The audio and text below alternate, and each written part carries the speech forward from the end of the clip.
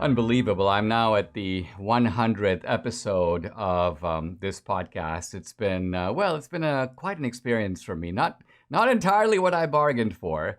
When we first got the idea for it, Debbie's like, well, Dinesh, you can probably whip this off, 30 minutes of preparation and then, speak for an hour. Big deal. You've been doing it for years.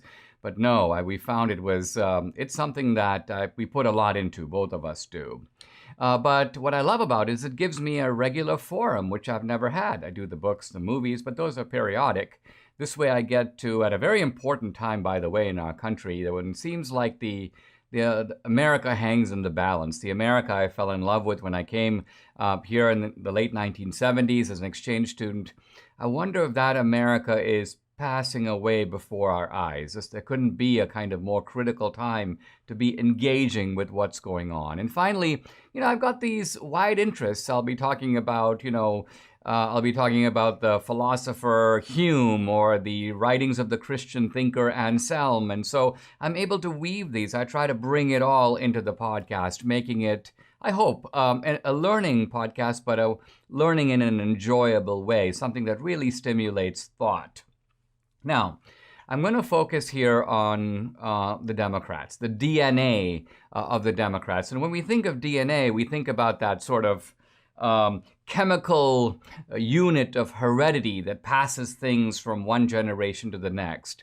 DNA is, of course, a biological term. Parents pass their DNA on to their children, but their children also resemble their parents in other ways. You learn things from your parents that are passed down. I remember my dad, for example, had these little mannerisms in which he would constantly adjust his glasses. And I notice sometimes when I come up to speak at a podium, I do that too. Now, is that biological, or is it just that I observe my dad doing it? Bottom line of it is I picked it up. And I think we see with the Democratic Party, a party that, some people think the Democratic Party is not the same as it used to be. It's changed dramatically. Reagan thought it had changed. Reagan would say things like, the Democratic Party left me, I didn't leave the party. And of course, the Democratic Party, which started in the late 1820s, it's been a long time. The country has changed. And people think, well, the Democrats must have changed. They can't possibly be the same people that they were then. They used to be, for example, the party of states' rights. Now they're the party of big government. So right there, you see the Democrats are radically different. But no. What I want to show is that while there are differences, there's also continuities.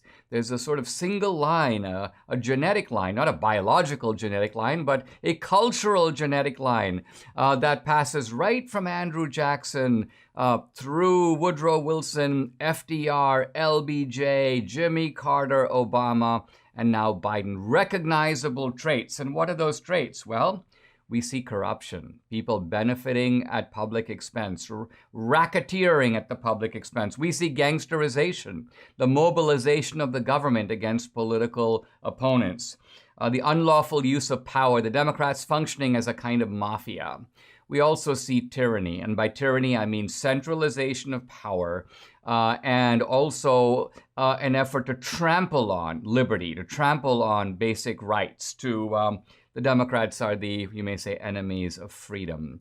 So I'm going to make this case by sort of threading through the history of the Democratic Party, necessarily in abbreviated form, but I want to show that, look, no, the parties didn't switch sides. The Democrats haven't become a totally different animal.